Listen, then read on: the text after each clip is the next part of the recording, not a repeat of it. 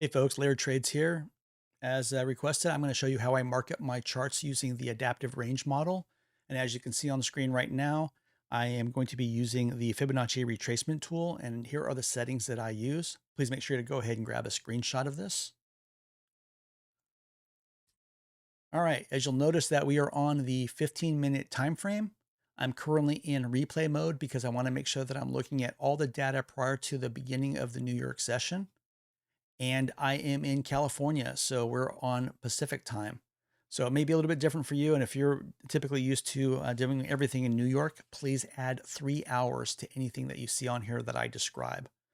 We will actually be going into the 2-minute chart to take our trades, but our markups all occur on the 15-minute time frame. First thing we're going to do is we are going to use the vertical line tool and mark off the New York Open, which is 6:30 Pacific time, and then mark off the end, which is at 1300 hours, 1 o'clock Pacific time. And I'm now going to look for our reference range. This is the center range that's always in my charts, and I typically have it shaded, and I'll walk you through what this process looks like. We're going to take the horizontal line tool, and we are going to look for the highest candle between 1 a.m. to 6:15, which happens to be this particular candle. And we're going to look for the lowest candle within that time frame, which looks like is this one. You notice to the right-hand side during that New York session, we've created a rectangle. What I want to do is now fill that rectangle with a slight gray so that it stands out for me. I typically do my trading from one of 4 monitors, and sometimes I'm on my treadmill, and I just want to be able to see this at a distance to see if we've actually gone outside our reference range and into one of our expansion zones. Once I have this shaded out, I'm now going to look for our expansion areas. An expansion area is a New York session high or low that is either above or below this reference range. Since we already have some bars to the left, I'm going to look for the first low in a New York session that is the lowest low on that particular day, which happens to be this one. And I'm going to mark this off with a horizontal line. And then I'm going to do the same thing, looking for a higher high above our reference range. We'll scroll to the left. Once again, looking for the New York session, finding that highest high, and then using the horizontal line tool. Now, these horizontal and vertical lines I'm drawing are simply as guidelines to help keep everything in alignment as I start drawing the fibs. So now that we're here, we're going to take our fib tool. We're going to go into our reference range box, get as close to the lines as possible, and draw from the upper left-hand corner to the bottom right-hand corner. Although I have the magnet tool on, I found that it doesn't always perfectly align with one another as I'm drawing things, so we're going to end up having to zoom in to fix it up. Now that we have the reference range with levels, we want to go ahead and do the same thing for our upper zone. Fibonacci tool, get to that corner, drop it down, and try to get as close to even with the line below. And then we're going to scroll and do the same thing to the bottom side. Fibonacci tool, upper left-hand corner, going down to the bottom right-hand corner. Before we make any adjustment to these levels, I am going to zoom in to make sure that they're all even. And as you can see, this is exactly what happens all the time. We're going to make an adjustment. This appears to be the tint. Make sure that lines up with the bottom of that. We are going to then take these particular levels, move this out of the way for just a second, drop that down so it's in alignment, grab this so that also aligns up. We'll go to the top, and there's just a slight difference here, so we'll make an adjustment.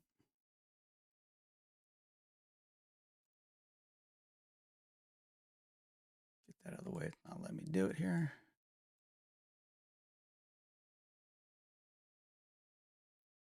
All right, and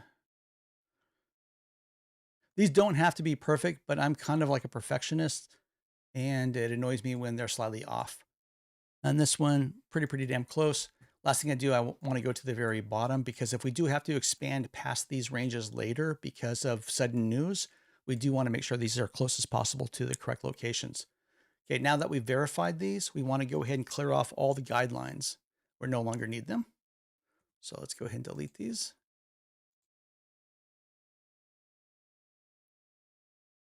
All right, we're now left with the framework and the levels from all the different zones. We have the reference range, which I'll go ahead put RR here to note, but I'm not going to put any notifications as to what these are here yet because I want to go over what these levels represent. Because I trade RTY primarily and I use a 30 tick stop, I want to make sure that the spacing between here does not exceed those 30 ticks. And actually, in preference, I want this to be as close to 20 as possible. So we'll take a look at our reference range and see. These are at 22, which is an ideal distance for me. So I want to keep that one. We'll go to the one on the bottom. This range is 37, so it is above the number of ticks I use on my stop. So I want to make sure that I make this a little bit tighter. So I'm going to go into my template and I'm going to select max, which gives me more spacing. And now that if we check, it looks like it's about 1.7 points. So 17 ticks, that's perfectly fine. I'll leave that as is. And then we'll scroll up and take a look at the upper zone. And the upper zone looks really, really small. This is only 1.1 or 11 ticks. I want to make this a little bit larger. So let's go ahead and change this setting. And we're going to use a bigger swath. Let's check how this is. All right, this is at 2.2, so 22 ticks. That's more than fine. So right now, this is what my chart's going to look like marked up. At the beginning of the morning, I am going to put a U1 here, indicating this is our first expansion zone above. And I'm going to put a L1 here to represent a first lower zone. And the reason we have these here is there's days where we have sudden news and we need to have another zone created that's even lower than this one. I like being able to look at a distance and seeing what zone we're currently in, because sometimes we'll see a drop relatively fast and then we'll see it climb back up. And I want to know that I have enough levels to figure out how I'm going to take my plays. If you end up having to get to a lower zone because we have news that suddenly drops, we can always scroll to the left and find the next available zone in the New York session that has a price. Well, in the New York session, here's one at 8:30. So we can actually have this as a lower level that we can reference later. If price starts dropping down into this range, we now can go ahead and mark up another level, going from here down to here and adjusting the spacing of the lines in order to fit our particular need. Right now, I'm not going to do that because I don't have a need for it. So let me go ahead and erase this and erase this guideline down here. I also did want to make mention is that I included a discovery fib. The discovery fib is for situations where we have price that goes up and above previous all-time highs, and you have to speculate as to where they possibly can go. When you have that situation, you're going to go to the fib retracement tool. I'm going to look at the second level from the end, and that's where I'm going to start my fib, and I'm going to draw it to the top of whatever that particular Fibonacci is. And then I'm going to go ahead and adjust this fib to select my discovery template, and it's going to project out additional lines above of where price could go. Once again, this is completely speculative. If you have a different method to do this, you're more than welcome, but I wanted to throw something in here just in case. And as we've seen, NQ and ES going higher than the existing price ranges that we've had before. I'm going to go ahead and remove this for now. So this is what we're left with. Pre-market, we've done this particular work and we set up our charts for the day. Now we're going to go ahead and move over to the 2-minute time frame to actually show you what I look for my entries and how I take my profits. All right, I've zoomed in on the chart. It is 6:28 with that last candle having printed, and we're getting prepped for the New York Open. The first thing I'm going to look for is fair value gaps above and below the last candle that was printed, because I want to see if we have any option to get an entry right as soon as market opens. So let me go ahead and mark out the 2 fair value gaps that I see directly above and below. That's this one here And let me go ahead and change that to imbalance. And then I'm going to look for the one below, which happens to be here. And it's not letting me extend, so I got to get a little more space.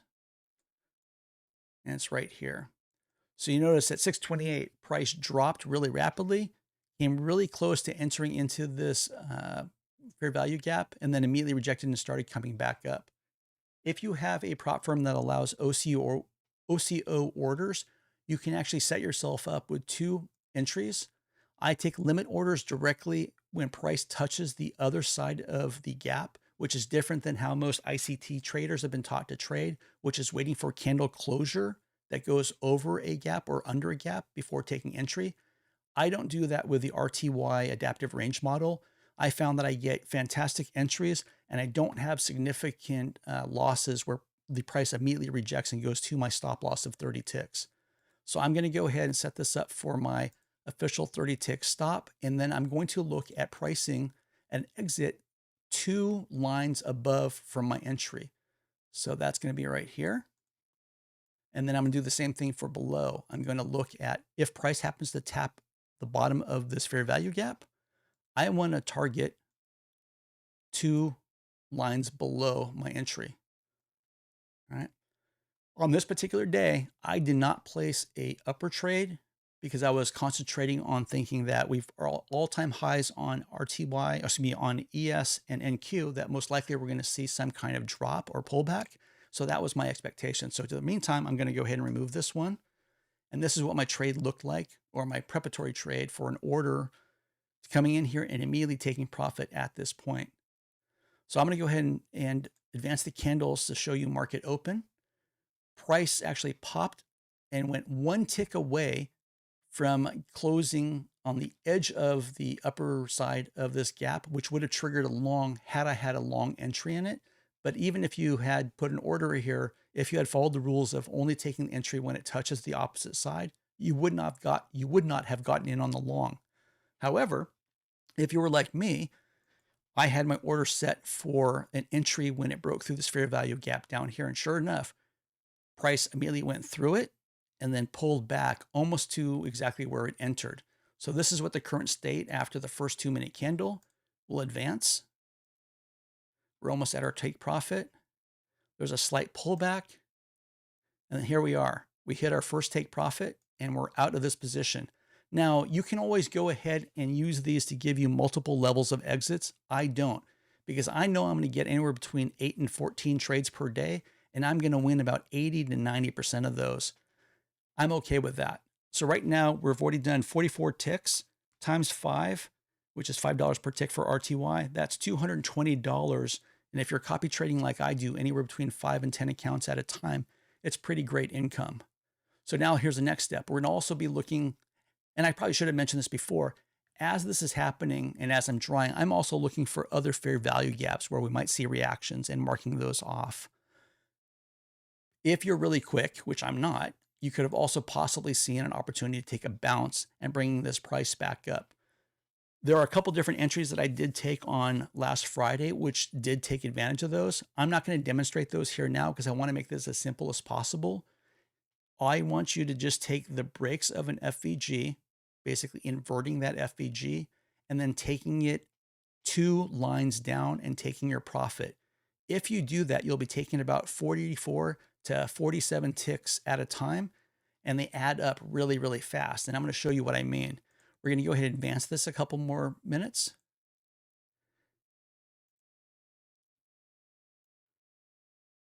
And as you see, price is moving around kind of tight here. And what we're waiting for is a potential breakout. Now, I had an order that was down here. Whoops, wrong direction. I had an order that I had placed expecting price to break through the bottom of this gap. 30, and I actually targeted 2 lines down, which is right down here. And that was just waiting to get filled. What happened was we had a retracement that comes up here in just a second.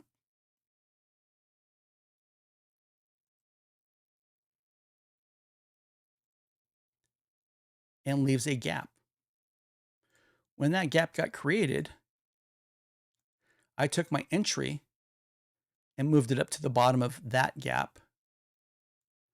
And because I had originally targeted the bottom of our reference range, all I did is instead of using this at the second line, which would be a normal exit and probably the safest exit for any of you that are starting this program and want to try it, I decided to go ahead and move it to the bottom of the range, which is down here. And then let's go ahead and advance and show you what happened.